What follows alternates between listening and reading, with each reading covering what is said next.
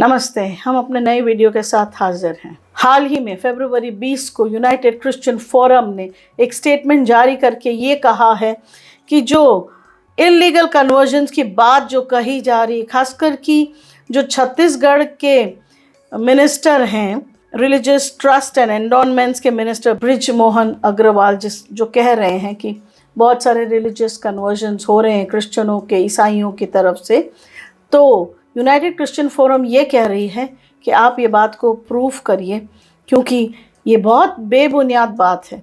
क्योंकि जब से ये Chhattisgarh freedom of religion act 1968 जब से ये जारी है, तब से एक भी कन्विक्शन इस एक्ट के तहत नहीं हुआ है।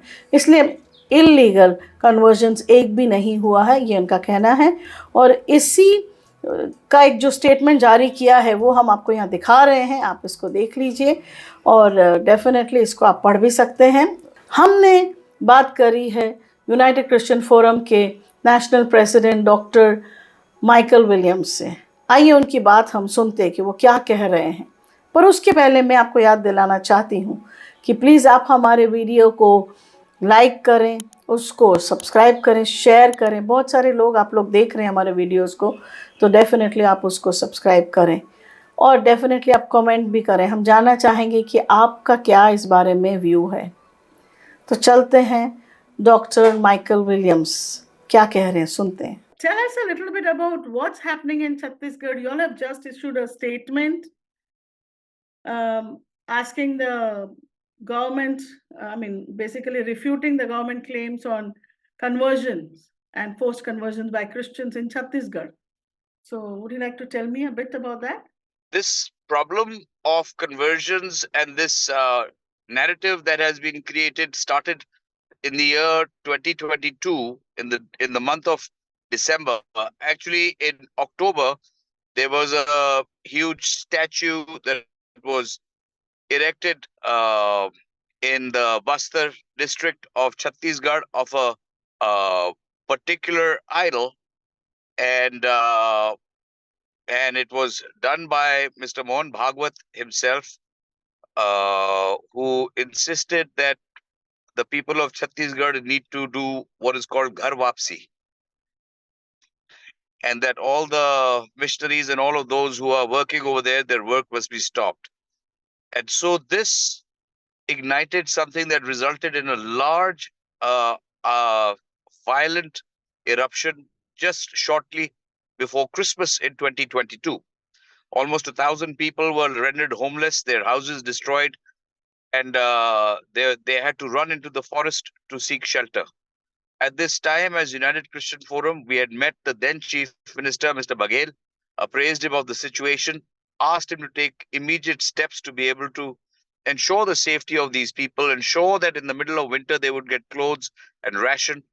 But none of that was seriously followed through by the state government in power that time. Now that the Congress government is out and we have a BJP government in place, the old jargon rhetoric of conversions happening has obviously raised its ugly head. Chhattisgarh has had a Freedom of Religion Act. 2006, it was amended as well. In 50 years, we have not seen even one person who has been convicted under this act. To once again talk that they would amend this act, make it much more stringent, make the punishments much more harsh, it is only meant for the harassment of the Christian community, of the minority community in that state. It is very clear. It is very obvious. And this is something that we really want the state government to look at carefully. We would like to have this minister answer questions as to how he is able to make the statements, on what basis, what foundation are these statements being made. We have raised this issue in the Supreme Court with regards to the other states where the anti-conversion laws are, and the Supreme Court has asked all the state governments to provide all the data related to conversions. How many people have been found convicted? Not one so far in India is available for the state governments to present. So this is why this is a law that is only being made to torment those who are staying there as minorities, living there peacefully. And this is something that should not be allowed. Okay, so even in Madhya Pradesh, we are seeing a lot of these situations erupting, and in Uttar Pradesh nowadays, that is really going bad, and now also in Assam. You would like to comment on that? In Assam, they will ask them not to wear clothes, cassacks and habits and the priestly clothes.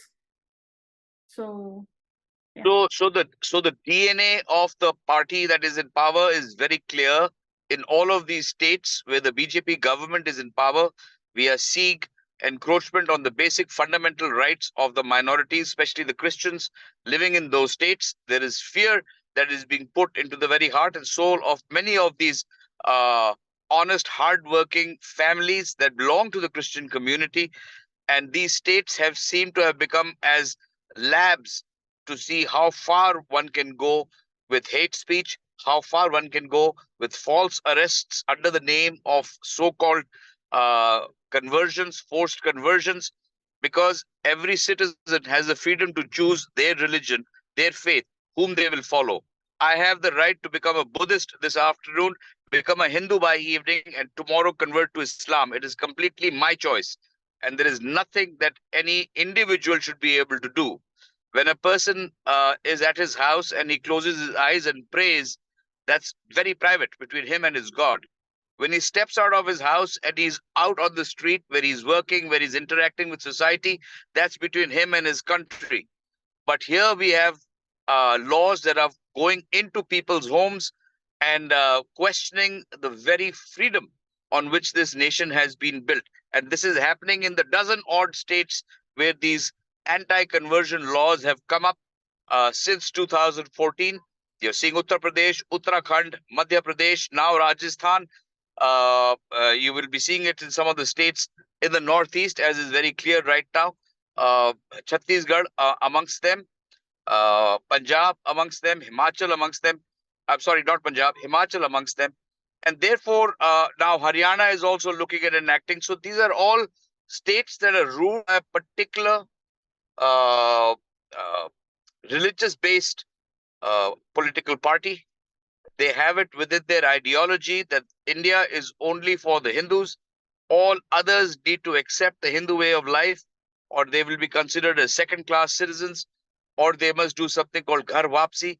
Uh, this rhetoric for the 21st century in a mammoth economy like India, which is looking at leapfrogging onto a world stage, which has the most intellectual of minds, the greatest of artists and musicians and thinkers, and has its power in this so-called unity in diversity. This is what makes us so culturally rich and vibrant, and this is the very dharohar, the very essence of our culture. There is an attempt to erode it with these laws that are not required, these laws which are not needed to monitor a person's faith. And I am strongly opposed to any thought process that feels that it is important to regulate an individual's choice to their faith, to their religion. There's also some talk happening about not giving ST status to Christian tribals who are Christians. That also has been doing the rounds and has been spoken by many, especially in the Northeast. You have a comment on that? This is a war that goes beyond just the tribal part of it, because also the Dalits, the Christian Dalits, are being denied their very basic rights that Dalits have. You see, by your heart choosing to close your eyes and say a prayer to a particular God, in no way changes your physical status here in the village or the city or the town that you choose to live. However, for such people, once they have closed their eyes and decided that they will follow Jesus Christ, they are being denied the same privileges. They're not allowed to pull water from the same well. The children are not allowed to go into certain schools. They're not allowed to be able to find certain jobs. There are shopkeepers who will not sell them things. So yes, the tribals, the Dalits, uh, they are all in a large way facing the brunt of their exercising their fundamental freedom of choice of religion. And it almost seems to be an arm twisting so that they will suffer under the weight of everyday existence and utter from their mouth anything that gets them food to eat and water to drink. And that is most unfortunate that it is being encouraged in many of our tribal states, in many of our states that have historically upheld a tribal's right to their land. We don't know where this is headed, whether the tribals will lose their land in this matter, whether Dalits will lose a lot more. But certainly, we are fighting for the rights of the Christian Dalits and the Christian tribes, that none of their rights as citizens be taken away. So going forward, would you like to say to the Chhattisgarh government? As I mentioned, that all the perpetrators of violence that happened around Christmas in the year 2022 are yet to be brought to justice. There were thousands of citizens of Chhattisgarh, India, that were made homeless. Their homes were attacked. Whatever food they had stored in the little pots, those were broken and destroyed. Their pots and pans and the few odd utensils they had were also stolen away. So literally, all of these things are treasured possessions, and these people were left completely hapless. And while the government, in a very slow-tracked manner, is trying to get some compensation back to them, but the ones who were guilty have not been brought to justice. As opposed to bringing those people to justice, this seems to be a cover-up play so that those people's acts can then be justified by making 1,000 village residents somehow appear guilty of having tried to get involved in conversion. And I think this is very sad. This is something that I would like to ensure that the Chhattisgarh government understands, that they must always deal with facts and statistics. I don't recall when the last time there was any census that happened in the state of Chhattisgarh. I don't know where they are getting their numbers from.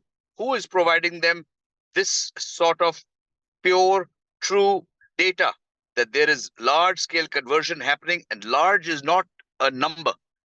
It is a word of the English language. They must come up with specific numbers. They must be able to list those people with their addresses and all of the details if they need to, if any of their arguments merit any consideration. In the absence of any of this data, I would like to tell the Chhattisgarh government that they must step on the back foot and behave like responsible adults.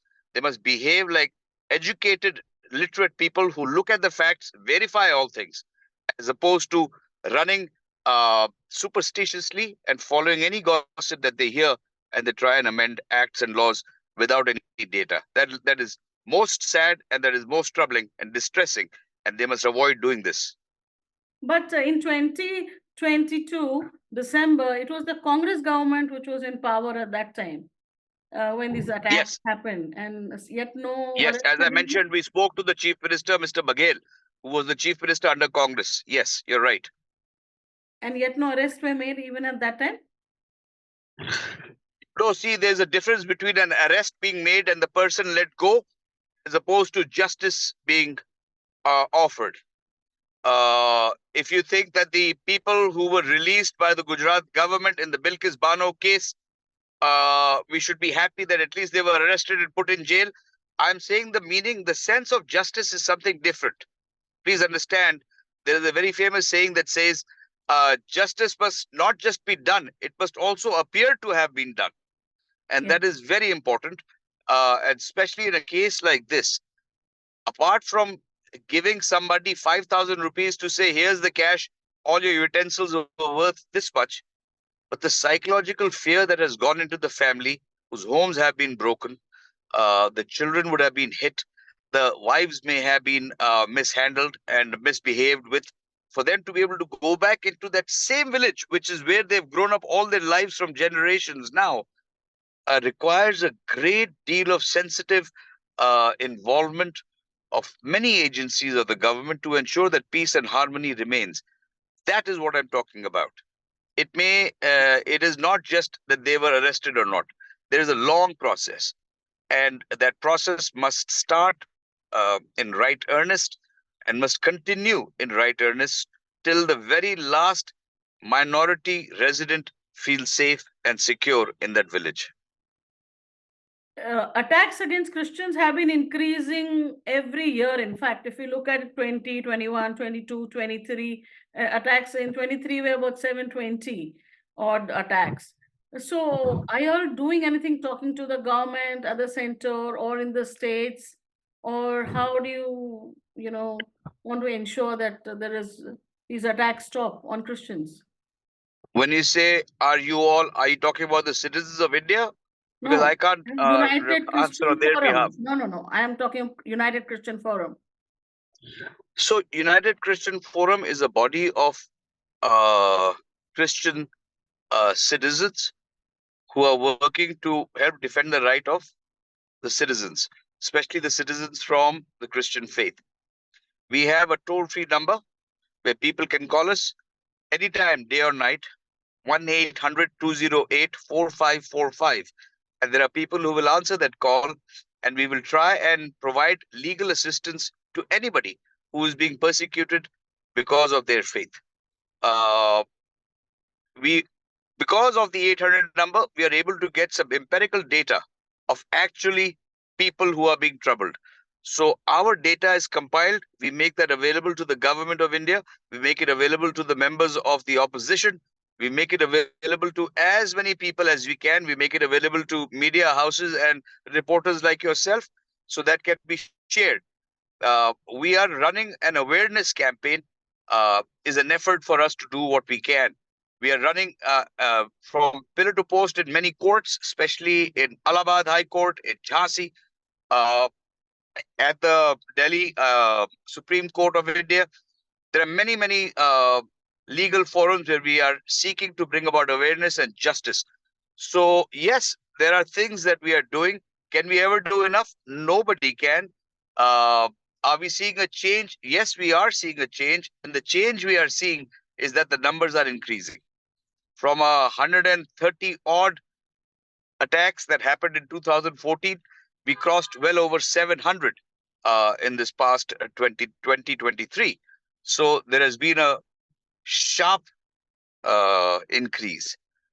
And whether it is from awareness that this increases, numbers are being reflected, whether actually the persecution has grown, that is all something that the state government must respond to and answer.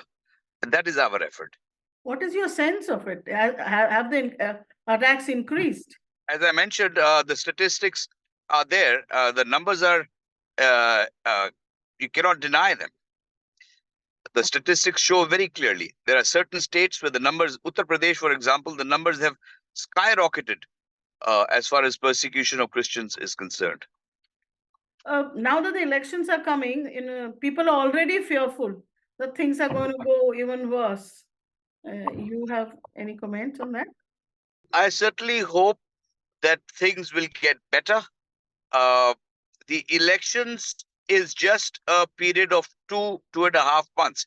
It is who wins the elections after that, what sort of policies they will bring, will peace and harmonious coexistence of all communities return, or whether will one particular ideology be promoted over the other. All of this remains to be seen. I could only hope that India uh, goes back to being a secular nation that takes pride in its diversity, that takes pride in its multicultural amalgamation of citizens, its interfaith dialogue and celebrations. That is what one can hope for. But apart from that, I do hope that the election period itself is a period of non-violence. It's a period of peaceful voting and the democratic due process. And whatever government comes into power, may God give that government wisdom to be able to rule with righteousness, justice, and be ambassadors of peace. Thanks a lot for speaking to us. Thank you so much. Thank you. Thank you so much. Okay. God bless. Thank you. तो आपने देखा कि किस तरह से doctor Williams ये बात पे आपत्ति उठा रहे हैं कि बेबुनियाद इल्ज़ाम लगाए जाते हैं और इसी के बेसिस पे क्रिश्चियन समुदाय के जो पास्टर्स हैं, पादरी, प्रीस्ट, नन्स, इन लोगों को परेशान किया जाता है। बहुत ही स्टेट्स में ये हादसे हो रहे हैं और इस तरह का जो वायलेंस अगेंस्ट क्रिश्चियंस बहुत ही मात्रा में बढ़ रही है। खासकर छत्तीसगढ़ में तो है ही, पर उत्तर प्रदेश में, मध्य प्रदेश में, और अभी तो नॉर्थ ईस्ट के राज्यों में भी देखा जा रहा है। असम में काफ़ी बातें सुनी जा रही हैं। तो आप इस बारे में क्या कहना चाहते हैं, डेफिनेटली कमेंट कीजिएगा। हमारे चैनल को आप सब्सक्राइब कीजिए और लाइक कीजिए, शेयर भी कीजिए। Thank you.